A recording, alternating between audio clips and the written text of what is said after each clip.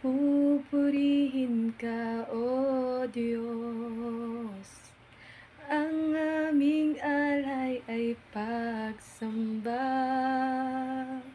kaluwalhatian, buong karangalan, kapangyarihan mo'y walang katulad.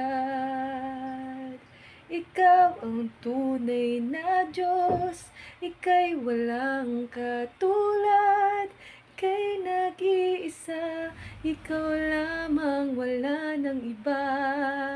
Sa'yo ang aming awit, dinggin ang aming tinig, sisigaw sa buong mundo. Kadakilaan mo.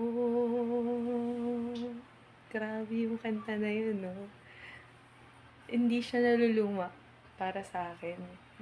The meaning of the song, it really lives on. And tunay nga, for how many years, God has been so good sa buhay ko. It's not just the blessing, but the protection na nararanasan ko. Siyempre, bumabiyahe ako ng pa-Manila, pa-Bulacan. So, actually, last Thursday, pabiyahe ako from Cubao, sakay ako bus, pauwi ng Bulacan. So, nakasakay na ako ng bus, papasok kami ng NLEX nun. May truck na nakikipag-unahan sa amin para lumiko.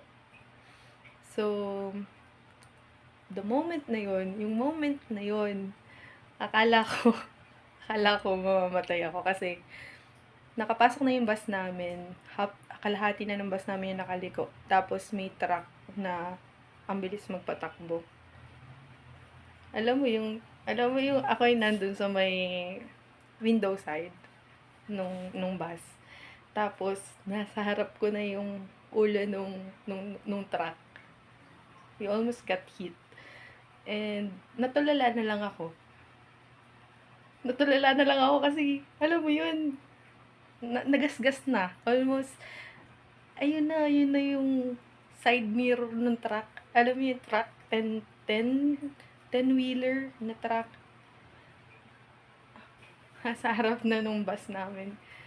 Tapos hindi siya nagsink in kagad sa akin. Tapos nung nasa kalagitnaan na kami ng NLEX, naiyak ako kasi alam mo yun, yung super grateful ako kay Lord kasi how many second chance yung natatanggap ko sa'yo, Lord. And thank you for protection. Alam mo, may baby akong katabi doon. Nasa tabi ko sila. Imagine kung tumama sa amin, marami mga aksidente. And grabe, kinento ko yung kay mama, sabi niya, iba talaga yung nagagawa ng prayer. And I also believe that prayer is so powerful.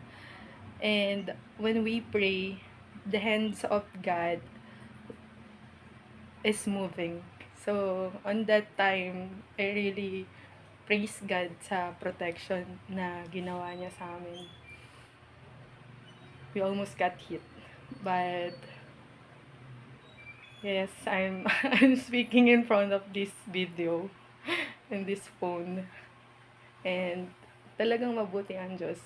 And sino ako para hindi i-share na He's so miraculous and may protector.